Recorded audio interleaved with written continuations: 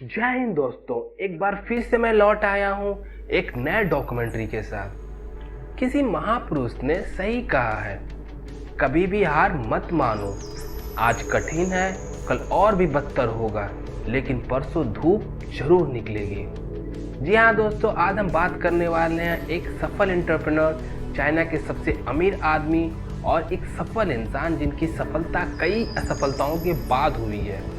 तो दोस्तों, अब तक आप जान चुके होंगे जिनके बारे में हम बात करने वाले हैं, उनका नाम जैक मा है। जी हाँ दोस्तों, आपने सही सुना, उनका नाम जैक मा है। तो आज हम बात करेंगे जैक मा कौन है और जैक मा कहाँ है, क्योंकि उनका कुछ दिन से अता पता नहीं है।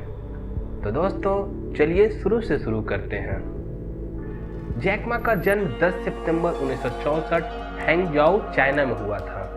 जैक मा एक मिडिल क्लास फैमिली से बिलोंग करते थे।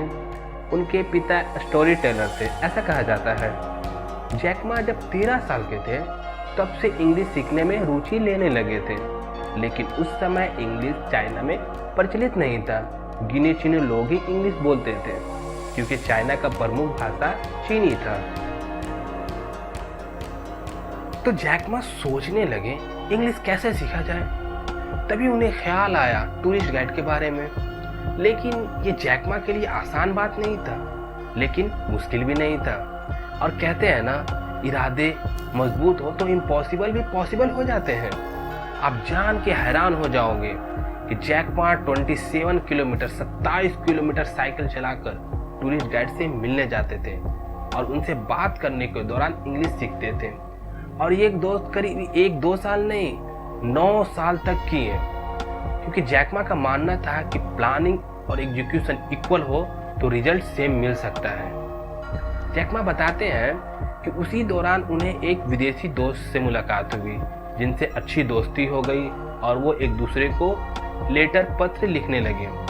जैक मा बताते हैं कि उनका नाम जैक उसी दोस्त ने दिया था, क्योंकि चाइनीज में प्रोनाउंस करना बहुत मुश्किल होता था।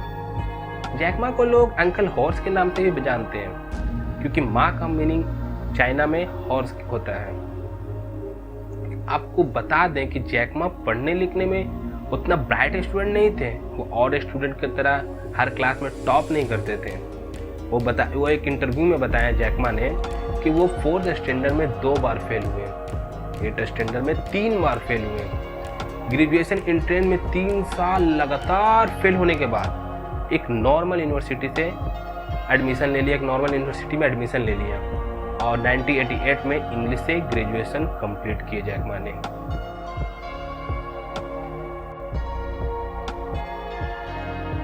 जैक मा बताते हैं वो हार्वर्ड यूनिवर्सिटी में 10 बार ट्राई किए और हर बार रिजेक्ट हो गए। जैक मा बोलते हैं एजुकेशन सिस्टम के बारे में कि आप मार्क्स पे डिपेंड मत होइए। आपका मार्क्स कितना आता है ये मैटर नहीं करता है, आपका टैलेंट कितना है वो मैटर करता है। कभी भी A4 साइज पेपर जो है आपको टैलेंट को डिस्क्राइब नहीं करता है। अगर आप सक्सेस होना चाहते हैं तो अपने टैलेंट को पहचानिए, ना कि मार्क्स को पहचानिए। जैक मा बताते हैं कि उनका बुरा वक्त ग्रेजुएशन के बाद भी पीछा नहीं छोड़ा, लेकिन वो हार नहीं माने, वो डटे रहे। उन्होंने बताया कि 30 कंपनी में अप्लाई किए और हर बार सिर्फ रिजेक्शन ही मिला। एक बार की बात है कि KFC फर्स्ट टाइम उनकी सिटी में आया था, जिसमें 24 लोग ने इंटरव्यू के लिए गए थे, जिसमें से 23 लोग को सिलेक्शन हुआ और जैक मा वहाँ भी रिजेक्ट हो गए। वो पुलिस में भी अप्लाई किए, जिसमें 5 लोग ने अप्लाई किए, जिसमें 4 को सिलेक्शन हुआ और जैक मा वहाँ भी रिजेक्शन हो गए। आप सोच सकते हैं एक आदमी इतना रिजेक्शन के बाद भी कैसे आगे बढ़ने के लिए तैयार रह सकता है। शायद किस्मत उनसे कुछ और ही चाहती थी। जैक मा ये बोलते हैं कि आप फेलियर स्टोरी को फॉलो करो, क्योंकि जो लोग लाइफ में फेल होकर सक्सेस हुए हैं उन्हें फॉलो करो। इससे आपको जीतने की चांस बढ़ जाती है और आप अपना यूनिक स्ट्रेंथ को फॉलो कर सकते हैं। आखिरकार एक अच्छी इंग्लिश होने की वजह से जैक मा को एक कॉलेज में लेक्चरर का जॉब मिला। बाद में वो ट्रांसलेटर के भी काम किए। उसी दौरान वो एक इंटरनेशनल ट्रेड में भी काम किए, जिसके लिए उन्हें एक बार USA जाना पड़ा।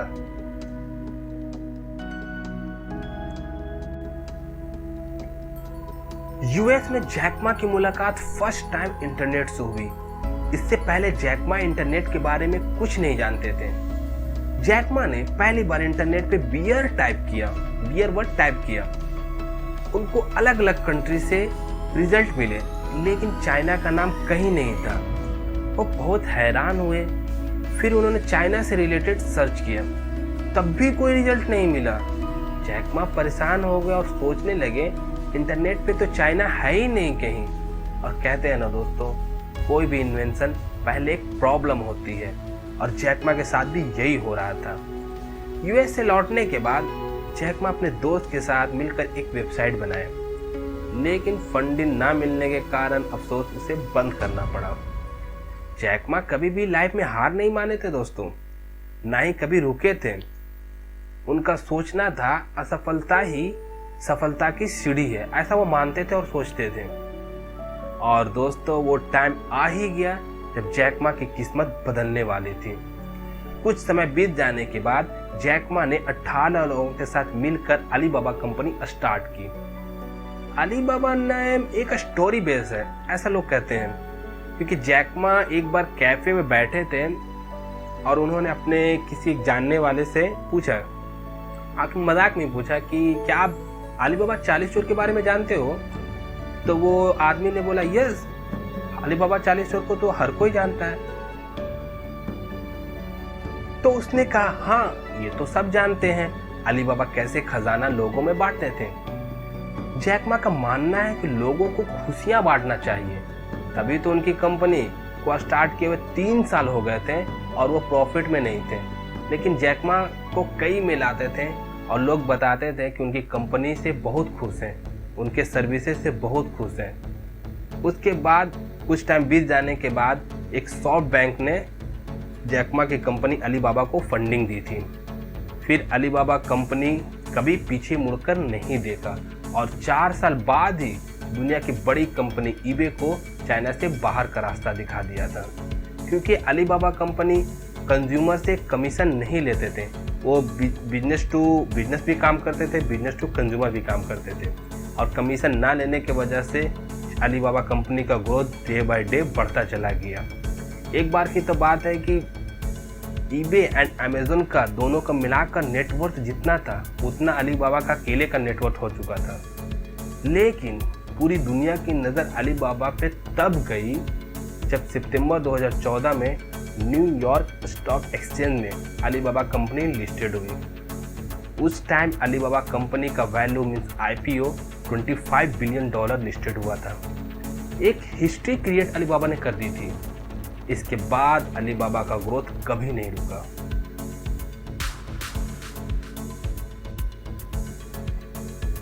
जैक मा बहुत ही जोली टाइप के इंसान है। इस बात से आप अंदाजा लगा सकते हो कि उन्होंने अलीबाबा 18th एनिवर्सरी पार्टी में माइकल जैक्सन के ड्रेसअप में मूनवॉक किए थे। जैक मा मूवी में भी एक्टिंग कर चुके हैं। जैक मा के अनुसार इंसान अपने एज को हिस्सों में बांटना चाहिए। उनके अनुसार 24 साल से पहले आप एक अच्छे स्टूडेंट रहिए। स्टूडेंट लाइफ आप अपनी एक अच्छी स्टूडेंट लाइफ जीजिए। आप गलतियां कीजिए, सीखिए, गिरिए, उठिए, नए चीज़ ट्राई करिए, क्योंकि ये उम्र सीखने की होती है। फिर आप 24 से 30 साल के बीच में आप एक छोटी कंपनी और एक अच्छा बॉस पकड़िए। अगर कंपनी छोटी होती है तो आप पूरी तरह उसमें इन्वॉल्व रह सकते हैं और आप हमेशा उस कंपनी के ग्रोथ के बारे में सोच सकते हैं। आप कुछ न्यू करेंगे जिससे कंपनी का फ़ायदा हो सकता है। और बॉस अच्छा होगा तो आपकी गलतियों को सुधारेगा, बताएगा, आपको निकाल नहीं देगा। वो अपने एक्सपीरियंस से आपके साथ शेयर करेगा, आपकी गलतियों को सुधारेगा। फिर आप 30 से 40 साल के बीच में आप नई चीज़ ट्राई करें, लाइक एंटरप्रेन्योर्स स्किल को बढ़ाएं। आप अपने कुछ न्यू आइडिया को बाहर लाएं, आप कुछ न्यू ट्राई कीजिए। उसके बाद 40 से 50 साल के बीच आप अपना बेस्ट करें, जिसमें आप बेस्ट हो, जिसमें आप माहिर हो, आप वो करें, क्योंकि न्यू चीज़ करने में इस एज में आपको रिस्क ज़्यादा हो सकता है।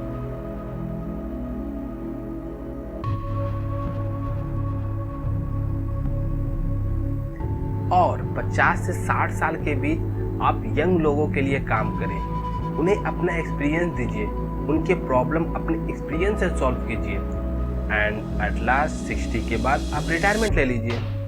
अपनी ज़िंदगी को एंजॉय कीजिए, लाइफ को दीजिए, अपने स्कूल एंड कॉलेज फ्रेंड के साथ गुजारिए एंड जो भी पैसा आपने बीते दिनों जो कमाए हैं उनसे दुनिया घूमिए, अपनी ख्वाहिशें पूरा करिए। जो आप पहले करना चाहते थे अब वो करिए, क्योंकि अब आप रिटायरमेंट ले चुके हैं। तो दोस्तों ये थी जैक मा की बायोग्राफी। अब बात आती है जैक मा है कहाँ, क्योंकि जैक मा अक्टूबर 2020 से कोई पता नहीं है। उनका लास्ट ट्वीट अक्टूबर 2020 की ही था। जैक मा ने एक टैलेंट शो क्रिएट किया है, अफ्रीका बिजनेस हीरो। इस शो के ये जज खुद भी हैं। इस शो का फिनाले नवंबर में होना था, लेकिन जैक मा फिनाले में मौजूद नहीं थे। तब से खबर फैलने लगी, कहाँ है जैक मा, गायब तो नहीं हो गए। लोगों का शक चाइनीज सरकार पे होने लगी। अब आप सोच रहे होंगे इसमें सरकार का क्या हाथ होगा, तो आपको हम बता दें 24 अक्टूबर 2020 को जैक मा ने गलती कर दी, और वो गलती ये थी कि जी जिनपिंग सरकार को क्रिटिसाइज कर दिया। एक्चुअली में वो फाइनेंशियल रेगुलेटरी सिस्टम के बारे में बोल दिए। उन्होंने कहा कि Chinese bank pawn shop means zero risk mentality पे वर्क करता है।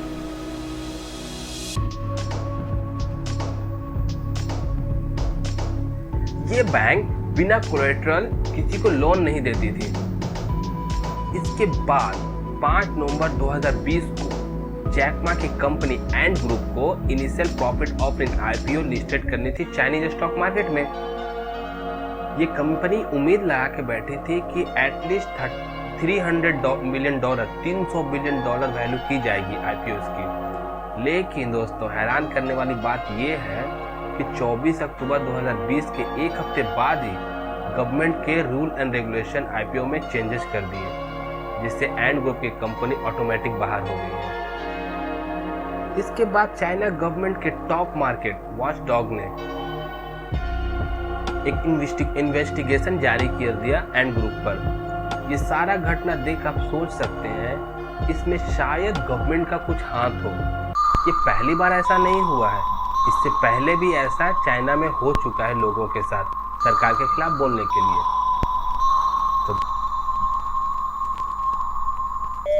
तो दोस्तों एक गुड न्यूज़ है आप सभी के लिए। 20 जनवरी 2021 को एक आर्टिकल में छपा कि जैक मा मिल गए हैं। बहुत खुशी की बात है, कुछ लोगों ने जैक मा को देखा है। अब हम ऐसा उम्मीद करते हैं कि जैक मा कोई प्रेस कॉन्फ्रेंस करे। इसी के साथ मैं आप सबसे अलविदा लेता हूँ, मिलता हूँ नेक्स्ट वीडियो में।